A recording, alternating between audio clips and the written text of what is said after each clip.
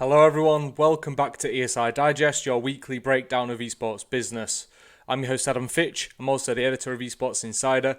Again, I just want to thank everyone for nominating us at the Esports Awards. We're a finalist for Coverage Website of the Year.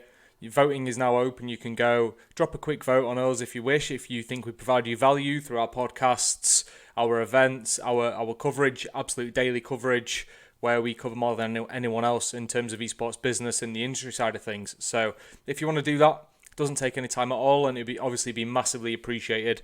We'll get straight into it, break down the news, explain why things matter if they do at all, and keep you up to date heading into the weekend. So we'll get straight into it. The first story I want to cover is Redragon, so a peripherals company, is looking to acquire 7.5% of Flamengo Esports.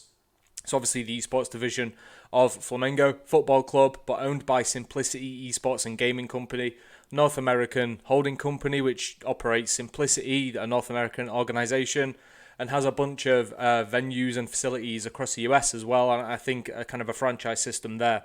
So they actually partnered together in, I'd like to say March of this year, Redragon and Flamengo, and now Flamengo wants a piece of the pie. So it would acquire a 7.5% equity stake for $390,000 in cash and over $133,000 in additional consideration, like building a facility named, I think, co-named and bits like that. So an interesting deal there.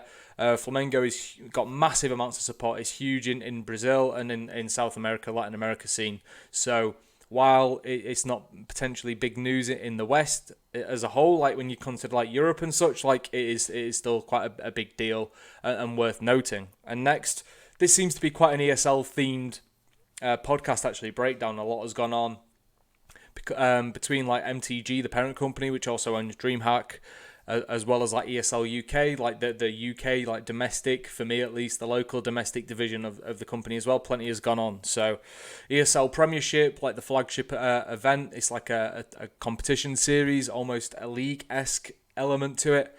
For the UK, CSGO and Dota for the autumn season, plenty of deals there. So there was Stakester, which was confirmed as a returning partner. There's Punt, which is I think like a player-based bookie for esports. And then Kappa, so Italian sportswear brand, which has already been quite established in UK esports through deals with Diabolus and Vexed and Demise, as well as the Spanish brand Mad Lions, owned by Overactive Media, and Royal Never Give Up, the massive Chinese organisation for its Dota 2 team. So they've already been quite heavily involved in the UK esports over the past year, establishing 3-year deals.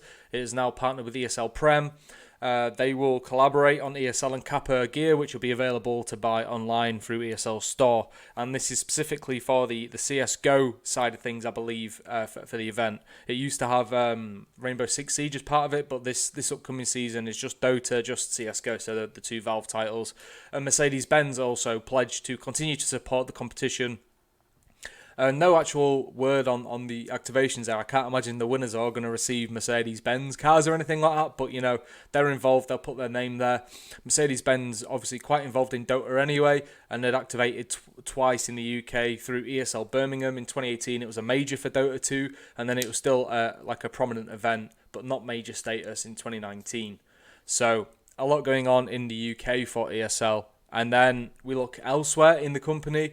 So the Pro League for CSGO, obviously there's a lot going on right now in terms of the coach exploit bug, where they can kind of see different points on the map and then call out potentially to players on their team as to the positions or where they're not positioned actually of the enemy team, the opposing team, and thus creating an advantage for them. And there's a lot going on now, ESIC investigating and two noble people, admins and referees, I believe, in CSGO, looking into it in their own time. Thankfully, they're getting paid by Flashpoint and ESL and such, and there's also a GoFundMe.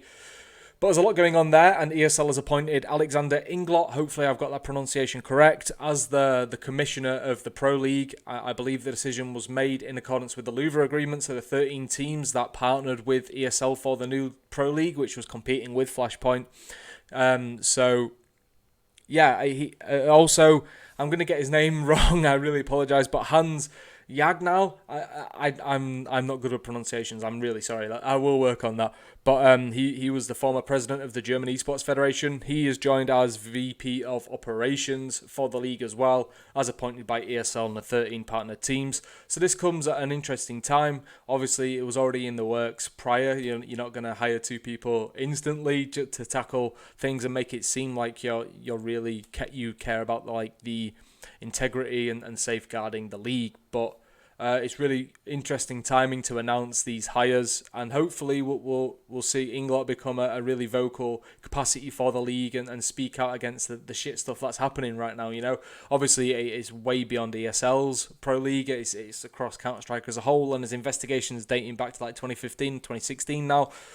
But yeah, it's definitely an important role, I think, with Monty at Flashpoint and then LCS having commissioners. Like, I think it's an important role, just like a figurehead and almost personifying the league in a sense to really, I don't know, just connect with the audience and the players alike, I guess, as well. So we'll keep it in, unfortunately.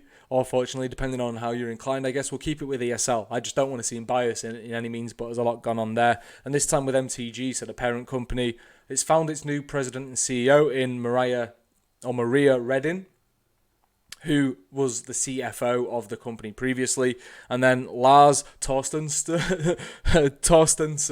My pronunciations, I swear I'll get there one day. There'll be an episode where I get everything correct in terms of pronouncing names.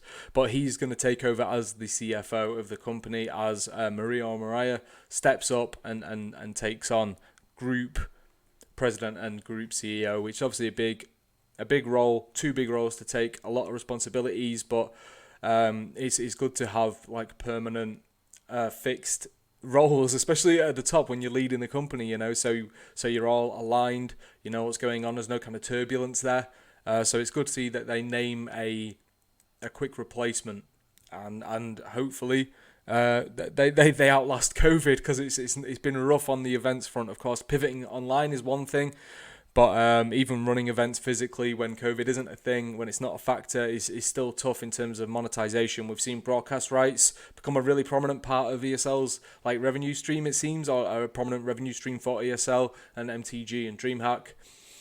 And hopefully this just helps, and the new leadership team can really revolutionize the company and make it more profitable and a more stable business, because esports is hard at the best of times, never mind in the midst of a global pandemic, And then the last story we'll cover this week is PUBG Mobile. It happened. It got banned in India by the government, as well as I think around 110 Chinese apps. It's classed as a threat to integrity of India, the defence of India, security and state and public order, and realistically, like CSGO in Denmark and League of Legends in Korea, like PUBG Mobile was the flagship title in India by all accounts. All the metrics point towards it. It was huge. We even had like Fnatic and TSM partnered with Entity Gaming, and Fnatic set up its own kind of division and hired its own India lead for the country. So turbulent times there. We're not really sure what's going to happen. It's sad, because obviously a lot of jobs are going to be lost, not only on the game side, the esports side, sorry, but more casually too, it seems, unless some sort of compromise can be met. Though I can't speak to how flexible the Indian government are in kind of reversing or working around such like finite and definite bans, So that's your weekly recap. Hopefully I've kind of explained things well. My pronunciations, once again, I apologise. But I hope you all have a great weekend. Again, thank you for nominating us at the Esports Awards, and myself for Journalist of the Year as well. But go vote for ESI. I'm not asking for votes myself by any means. Stay safe, wash your hands, wear a mask. Reach out to your friends and family. Have a word with them, Play some games on the weekend. Take it easy. Go for a walk as well. And I'll catch you next week for another episode of ESI Digest. Thank you very much for joining me. Cheers.